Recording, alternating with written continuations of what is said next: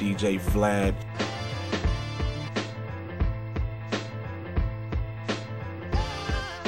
You know, I sent in a demo. I sent the demo into this office right here. You know what I'm saying? Got a call, flew out the next day.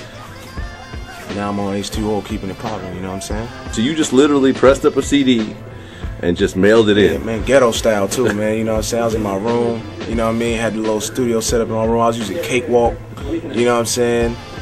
It's real ghetto, man. Okay, I kept it real hip hop, man, and did the demo and sent the joint in. Shout out to Taurus Scott, you know what I'm saying? That was my connect over here at G-Unit, so I sent the music in to him. He got it in the right hands, and then I was on tracks with Mary J, you know what I'm saying? Word. Well, actually, I got a call from one of the A&Rs, you know what I'm saying? He called me, and then he said he's gonna call me right back. He just called me to tell me he's gonna call me right back, you know what I'm saying, on a conference call. So as soon as he called me right back, he said he had 50 on the line. So I'm like, come on, man, you ain't got no 50 Cent on the line, man. So they said, no, I'm talking to 50 Cent, man, you know what I'm saying? And they just flew me out the next day, and it was on from there. You know, I can see why G-Unit is so successful, because everything's organized. Everybody, they take pride in their work. So, you know, it's definitely, before that, you know, you would think you would come into the office and it'd be like a death row situation or something, and niggas run around with guns and shooting dice. Yeah, shoot dice, and you know what I'm saying? Everybody get drunk in the office and all that, but it's real organized, man. Excuse me, big gun I got on my head. A lot of people look at Tony Yayo as the violent one. You know how that go. Man, me and 50 go back like some car seats, man. Like, I know 50, I don't even really know him as 50 Cent, I know him as Boo Boo. 50 was a street nigga that basically said fuck the street shit, but was still involved in the street shit, and started rapping. You understand what I'm saying? I remember 50 was fucking with Jam Master Jay. I remember Jam Master Jay stepped to 50 because 50 was the only 18-year-old kid in the hood with a 500, what was it, 550 or 500 Benz with bulletproof windows at 18 years old. You know what I mean? So a lot of shit you hear rappers like talking about, me, myself, and 50 living. Me, I was selling drugs ever since 15 years old. That's why they call me Yayo. All I sold was crack. I tried to sell dope, but it really wasn't my thing. You know what I mean? So they call me Yayo. And basically, I watched 50 like from being a young man to being grown. You know what I mean? 50 was the type of dude. He was outside when he was 12 years old. You know, his mother and father, he didn't have too much knowledge of them. He had knowledge of his mother, excuse me, but his father, he till this day, he don't give a fuck who his father is. So it's like 50 was the type of nigga, he was a different kind of nigga. I grew up with my moms and my pops.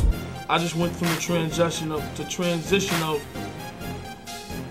going from school to high school, from junior high to elementary, whatever, to high school.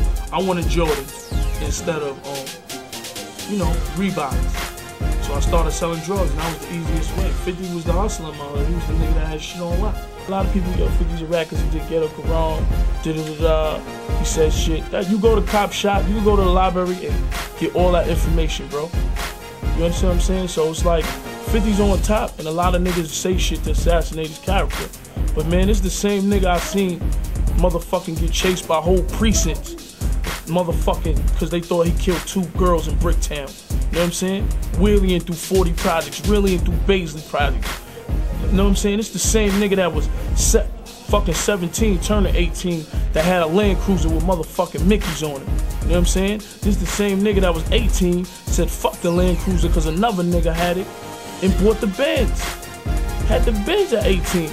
Fifth been getting money, man. He just applied everything from the street to the motherfucking rap game. That man do not fucking sleep, bro.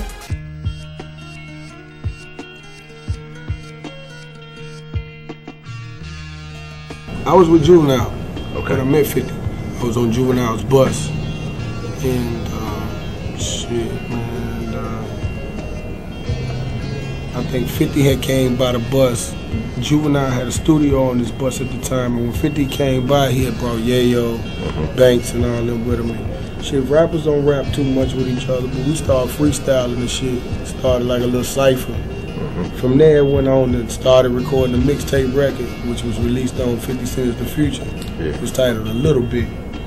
And I was featured on that mixtape record from then, but out of that night, we ended up playing records for each other. And one of the records I ended up playing for 50 ended up being Bloodhound. For 50 Cent's Get Rich or Die Trying. Yeah, that was a hot record too. Down. So, you know, I already had that record. 50 came through, bought the record and put his twist to it. Yeah. My career started from there. It's fun, you know what I'm saying? I mean, I heard Jim Jones, you know, he says he calls it aggressive competition. Yeah. You know, but it changes to real life once, you know, people get touched. I remember, I could tell you one of the funniest things that I still laugh about this day is when 50 knocked out Ja Rule and took his chain. You know what I mean? It was a funny situation, B. You know what I mean? Because he straight, like, 50 knew how to box at a young age, and Ja Rule was getting loud. And, like, I'm in a hotel, you know what I'm saying? I'm going in the hotel, and the situation, you know, Ja Rule was supposed to, you know, he wanted to talk it out, I guess. Then he started getting loud, and, you know, 50 knocked him out and took his chain. When I ran outside, because I'm in the hotel, I'm going inside the hotel, because this wasn't even a confrontation. At this time, 50 had the same management as Ja Rule. You understand what I'm saying? So, you know, it's like, that was crazy, man. I think that was one of my craziest moments, because later on that night, we seen Ja Rule. 50 still had the chain, and we seen Ja Rule in promo pictures, like in clothing stores, and Ja Rule had a black eye, bro. It was just a cracker, man. He had shades on later on that night, bro. It was just some funny shit. Ja Rule's a bitch. He's finished. I mean, that nigga, he's a bitch. He been a bitch. His team been a bitch. Irv is a bitch. All these rap niggas is bitches.